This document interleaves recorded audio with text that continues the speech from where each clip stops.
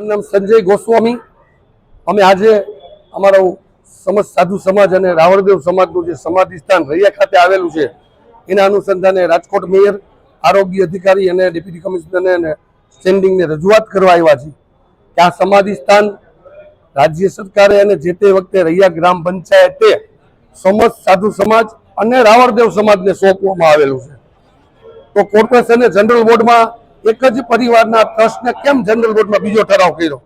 એ રાજ્ય સરકારે પહેલો ઠરાવ કર્યો તો એ કાંઈને રદ કરવો પડે અને એની બદલે સીધો બીજો ઠરાવ કરીને એક પરિવારના ટ્રસ્ટને ટ્રસ્ટી બનાવ્યા અને એની મનમાની હલાવે છે, કોઈને ધૂપ દીવા કરવા નથી દેતા।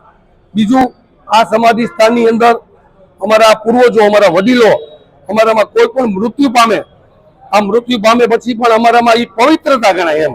આ સમાધિની અંદર વર્ષમાં 4-5 વાર અમારે પૂજા થતી હોય, નિવેદ ઝારવા જવાતું હોય, અમુક તો અમારે ત્યાં છેડાછેડી પણ ચોટતા હોય છે।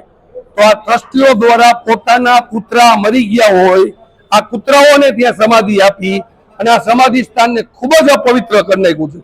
એટલે એના માટે થઈને આજે અમે રજૂઆત કરવા આવ્યા છીએ કે આ કૂતરાઓની સમાધિ અહીંથી હટાવી લે અને આ જે ટ્રસ્ટને ઠરાવ કર્યો છે જનરલ બોર્ડે એ ઠરાવ રદ કરી સમાજને આનું સંચાલન સોંપે। અમારામાં જો આ કોર્પોરેશન દ્વારા આ ઠરાવ રદ નહીં કરે, આ ટ્રસ્ટીઓને ત્યાંથી નહીં કાઢે તો આવનારા દિવસોમાં ઉગ્ર આંદોલન કરી સાધુ સમાજ, મહંતોને બધાને રોડ ઉપર ભૂખ હડતાલ અનશનમાં ઉતારશું અને જેને જેને ઠરાવ કર્યો છે, જે સ્ટેન્ડિંગ કમિટીના સભ્યો હોય એના ઘરે જઈને પણ અમે આંદોલન કરશું।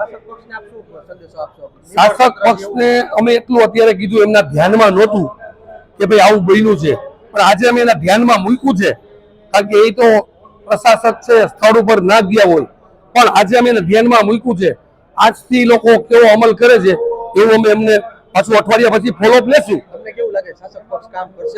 અત્યારે અમને મેયર સાહેબે અને શાસક પક્ષના નેતા મનીષભાઈ રાડીએ ખૂબ જ સારી રીતે સાંભળ્યા છે અને જે પણ કરવું પડે પ્રશાસકો તરફથી એવું અમે કરશું, એવું રાડીએ સાહેબે પણ અમને કીધું છે।